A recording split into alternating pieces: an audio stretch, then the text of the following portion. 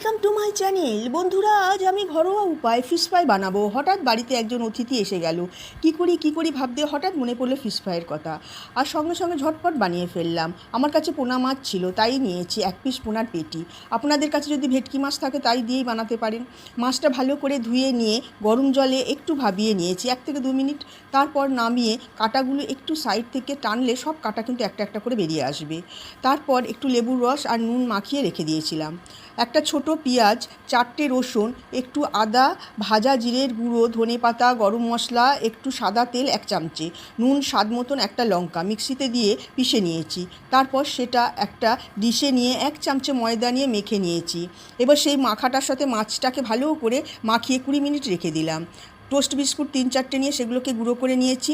একটা ডিম, সামান্য নুন আর একটু হলুদ দিয়ে একটা চামচের সাহায্যে ফেটিয়ে রেখে দিয়েছি। সাদা তেল মাঝারি আঁচে গরম করে মাছের পিসটা মশলা শুদ্ধ ডিশে ডিমে ডুবিয়ে বিস্কুটের গুঁড়ো মাখিয়ে ভেজে নিয়েছি লাল করে। স্যালাড, সস আর মেয়োনিজের সাথে পরিবেশন করেছি। খেতে খুব ভালো হয়েছে, গন্ধও খুব সুন্দর বেরিয়েছে বন্ধুরা। আর সব উপকরণগুলো আমার বাড়িতেই ছিল। ভালো লাগলে লাইক আর সাবস্ক্রাইব করতে ভুলবেন না।